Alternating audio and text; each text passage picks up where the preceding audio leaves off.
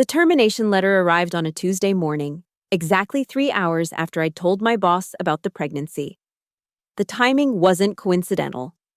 In corporate America, there are no coincidences, only carefully calculated moves disguised as unfortunate timing.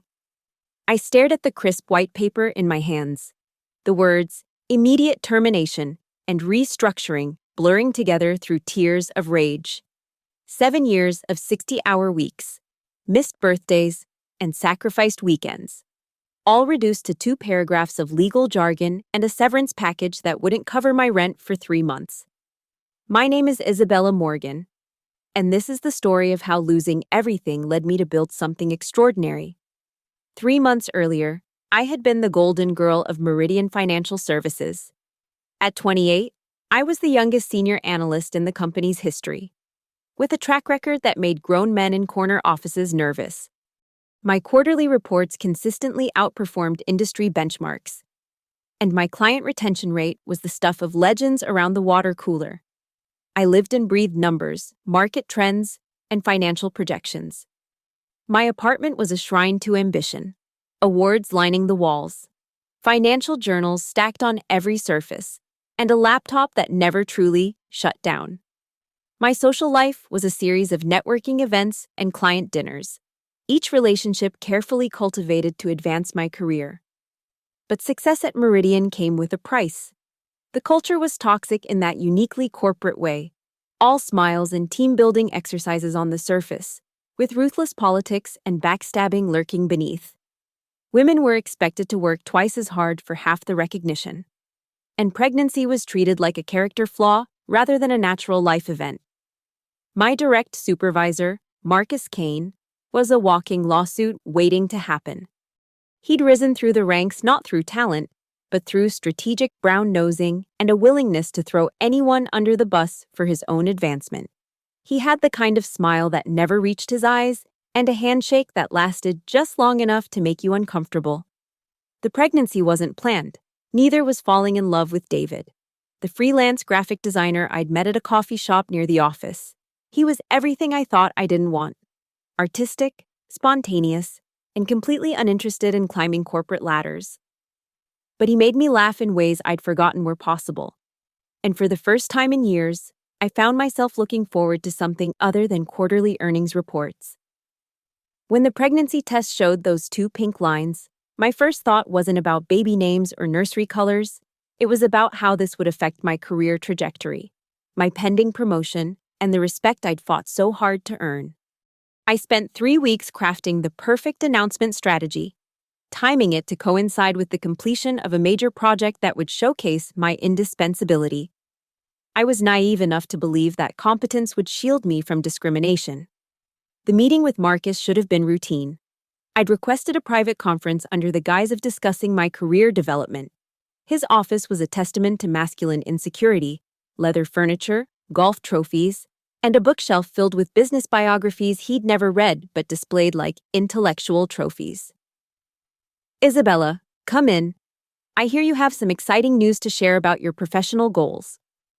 His voice carried that patronizing tone he reserved for what he called emotional conversations. I sat across from his mahogany desk, my hands folded to hide their slight trembling.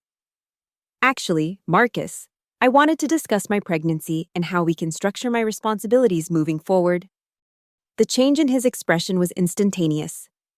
The practiced smile vanished, replaced by something that looked suspiciously like disgust. He leaned back in his chair, creating distance between us as if pregnancy might be contagious. Pregnancy, I see. He picked up a pen and began clicking it rhythmically.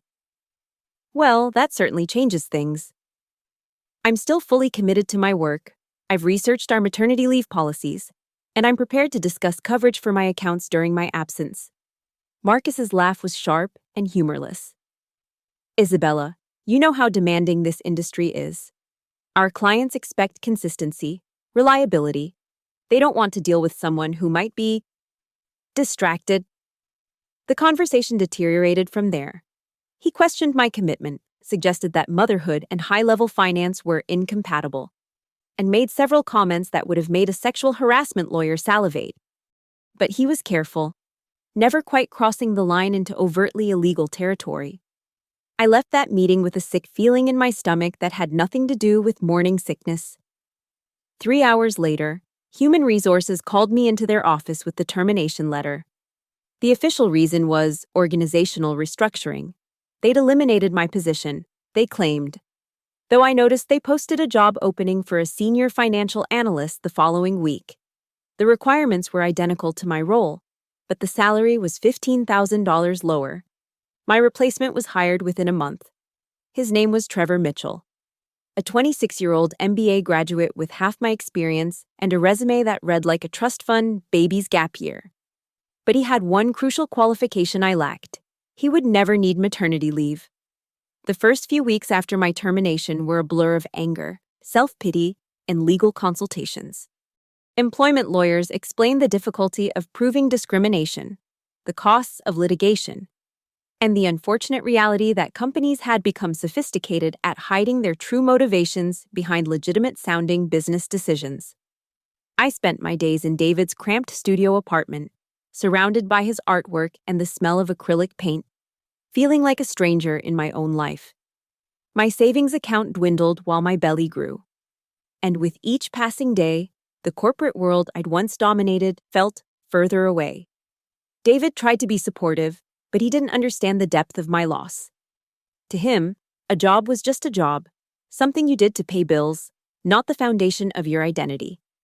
He suggested I use this time to figure out what I really wanted to do, as if I hadn't already spent 7 years figuring that out.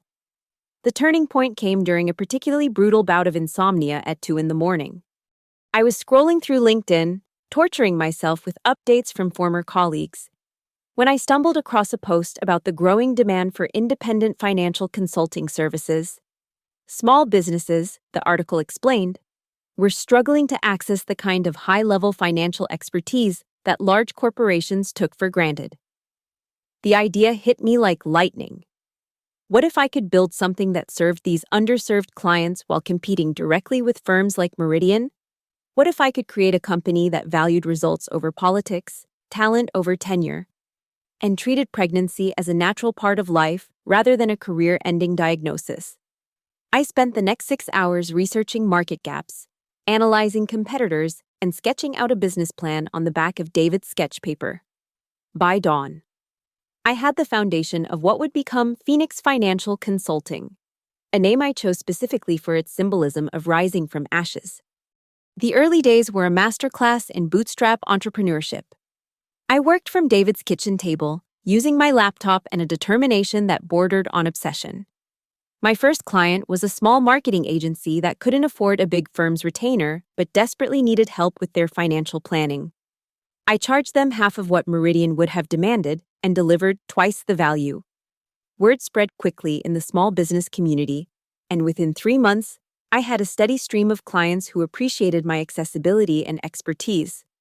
But I wasn't just building a consulting firm, I was constructing a weapon. Every client I landed was a potential customer that Meridian would never see. Every successful project was proof that their indispensable senior analyst was not only dispensable, but actively competing against them. I cultivated relationships with business owners who had been burned by larger firms, who felt ignored or overcharged by the corporate consulting giants. My pregnancy became an unexpected asset. Other working mothers connected with my story, and several referred their companies to me.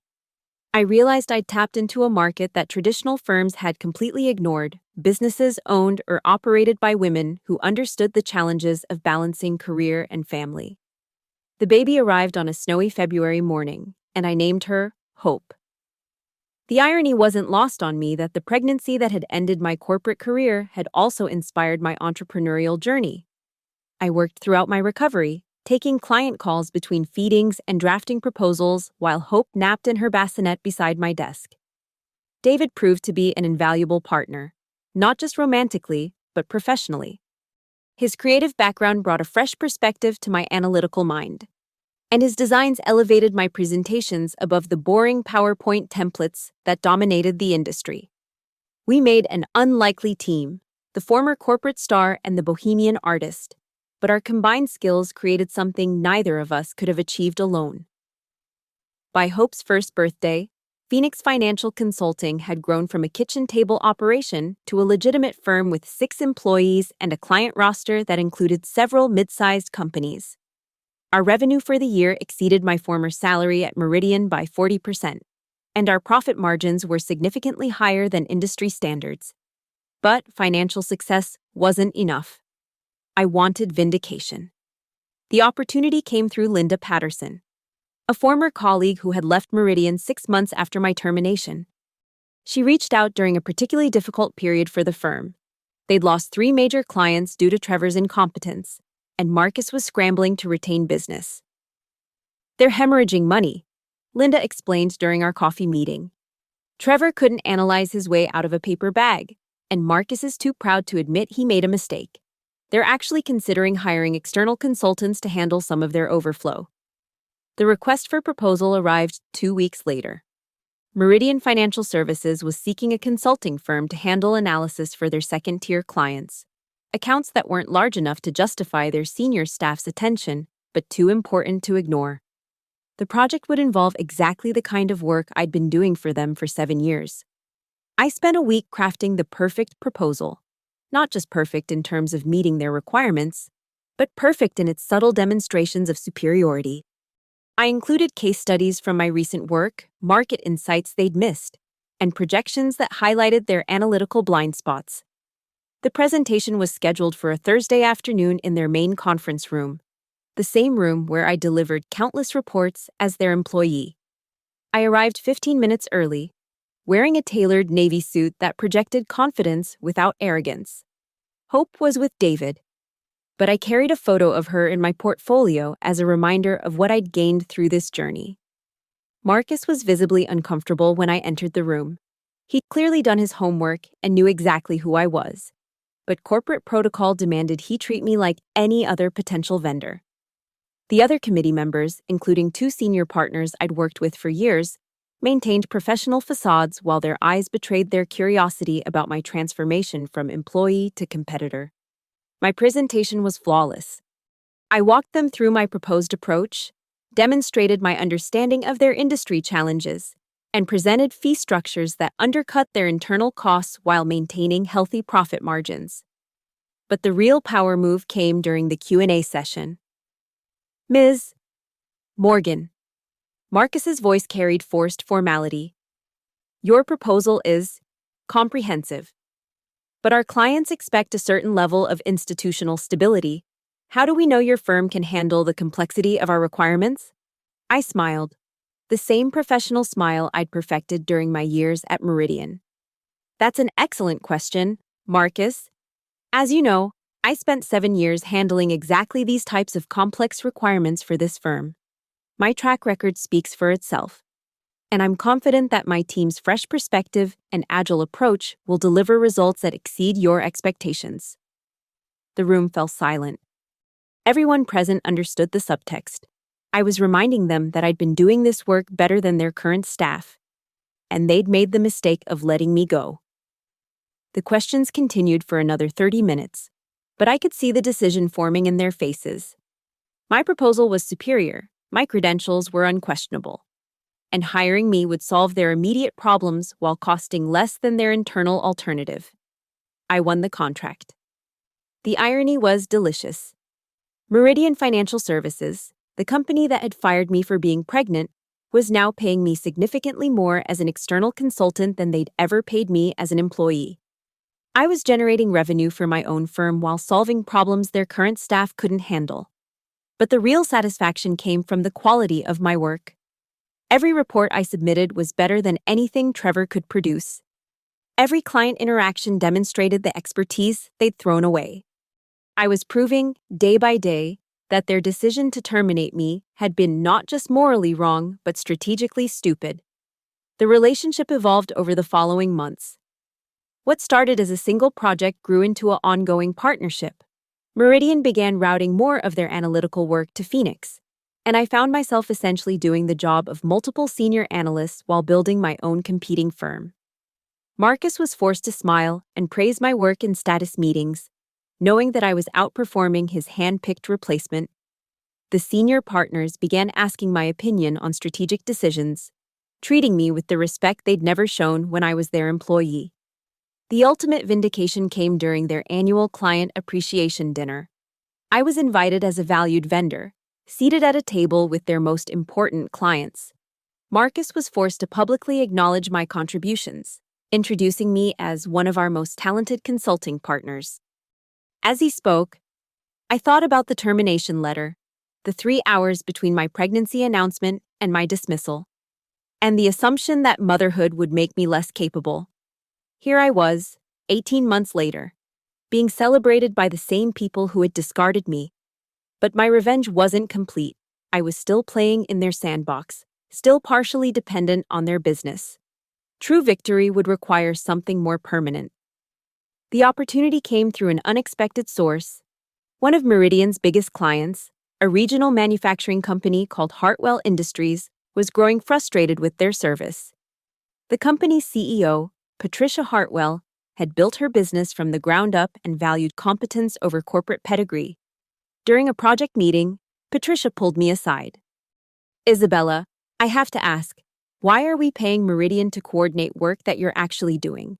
Wouldn't it make more sense to work directly with your firm?" The question hung in the air like a challenge. Poaching clients was a serious business offense, but Patricia was the one suggesting it. I explained the ethical considerations, the potential legal complications, and the impact on my relationship with Meridian. "I understand," Patricia said, "but my loyalty is to my company, not to Meridian. When our contract comes up for renewal, I want to discuss bringing Phoenix on directly." Within 6 months, 3 of Meridian's major clients had made similar transitions.